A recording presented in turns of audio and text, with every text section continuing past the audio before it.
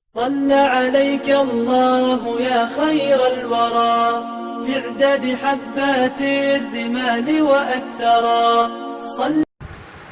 الحمد لله رب العالمين والصلاة والسلام على سيد المرسلين محمد وآلہ وصحبہ اجمعین اما بعد۔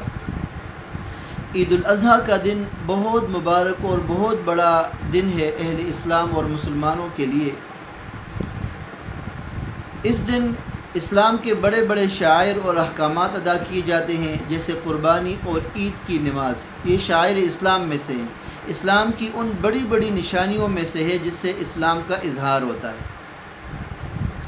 اور قرآن کریم میں اللہ تبارک و تعالیٰ نے شعائر اسلام کی تعظیم کا حکم دیا ہے اور فرمایا وَمَن يُعَظِّمْ شَعَائِرَ اللَّهِ فَإِنَّهَا مِن تَقْوَى الْقُلُوبِ، جو اسلام کی بڑی بڑی نشانیوں کی عظمت کرتا ہے اور اس کا اہتمام کرتا ہے، اس کا خیال رکھتا ہے، تو یہ اس شخص کے دل کی تقوی کی علامت ہے کہ اس شخص کے دل میں تقوی موجود ہے، اللہ کا ڈر موجود ہے اور اللہ کا خوف موجود ہے۔ عید کی نماز بھی شعائر اسلام میں سے ہے۔ عید کی نماز کا اہتمام اور اس کی عظمت یہ ہے کہ اس کے آداب اور مستحبات پر عمل کیا جائے۔ عید کی نماز کے آداب اور مستحبات کیا ہیں؟ حضرات فقہاء اکرام رحمہم اللہ نے احادیث طیبہ کی روشنی میں ان کو ذکر کیا ہے کہ عید کے دن فجر کی نماز کے بعد عید کی نماز کی تیاری آدمی شروع کرے، غسل کرے، مسواک کرے اور اپنے پاس عمدہ سے عمدہ پاک صاف جو کپڑے اگر میسر ہوں تو وہ پہن لے، خوشبو لگائے، سر میں اور داڑھی میں تیل لگائے اور عید کی نماز کے لیے جاتے ہوئے تکبیرات تشریق بلند آواز سے پڑھے، اللہ اکبر لا الہ الا اللہ واللہ اکبر وللہ الحمد۔ اور اگر کوئی عذر نہ ہو تو پیدل عیدگاہ کی طرف اور جامع مسجد کی طرف نماز پڑھنے کے لیے جائے، اور جس راستے سے عید کی نماز کے لیے جائے واپسی میں راستہ بدل کر آئے۔ اور ایک اہم ادب اور مسنون عمل عید کے دن قربانی کرنے والے شخص کے لیے یہ ہے کہ وہ عید کے دن قربانی کرنے سے پہلے کوئی چیز نہ کھائے۔ اس کے لیے مسنون یہ ہے کہ وہ عید کے دن کھانے کی ابتدا اپنی قربانی کے گوشت سے کرے، یہ اس کے لیے مسنون اور مستحب ہے۔ لیکن یہ جو مسنون اور مستحب عمل ہے اس میں چند باتیں ملحوظ رکھیں۔ ایک تو یہ کہ یہ عمل صرف مسنون اور مستحب ہے، کوئی فرض اور واجب نہیں ہے۔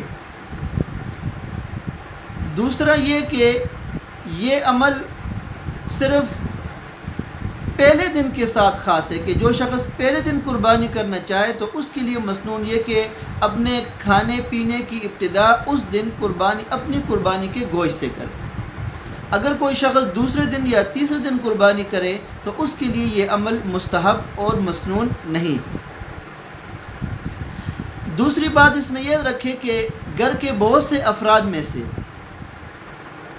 اگر کوئی ایک قربانی کرے تو یہ عمل صرف اس کے لیے مسنون اور مستحب ہے، دیگر افراد کے لیے مسنون اور مستحب نہیں ہے جو قربانی نہیں کرنا چاہتے۔ ان کے لیے حکم یہ کہ وہ کھائے پیے، ان کے لیے کوئی مستحب اور کوئی مسنون نہیں ہے کہ وہ قربانی کے گوشت ہی سے ابتدا کریں۔ تیسری بات یہ کہ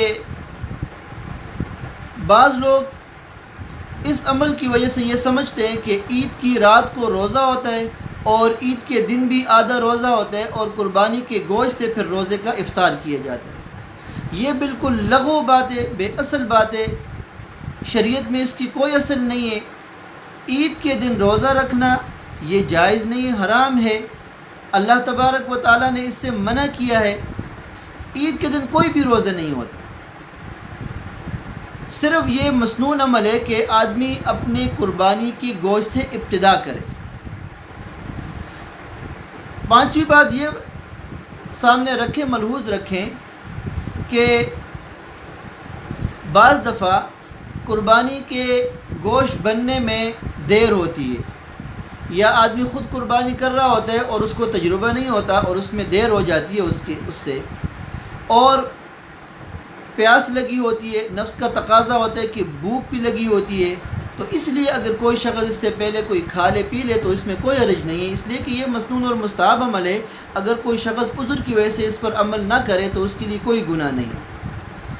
بعض لوگ اپنے نفس کو بڑے مشقت میں ڈال دیتے ہیں کہ کوئی چیز بھی نہیں کھاتے ہیں، چاہے وہ قربانی شام تک نہ بنے، تو ان کا یہ عمل جو ہے نا وہ درست نہیں ہے۔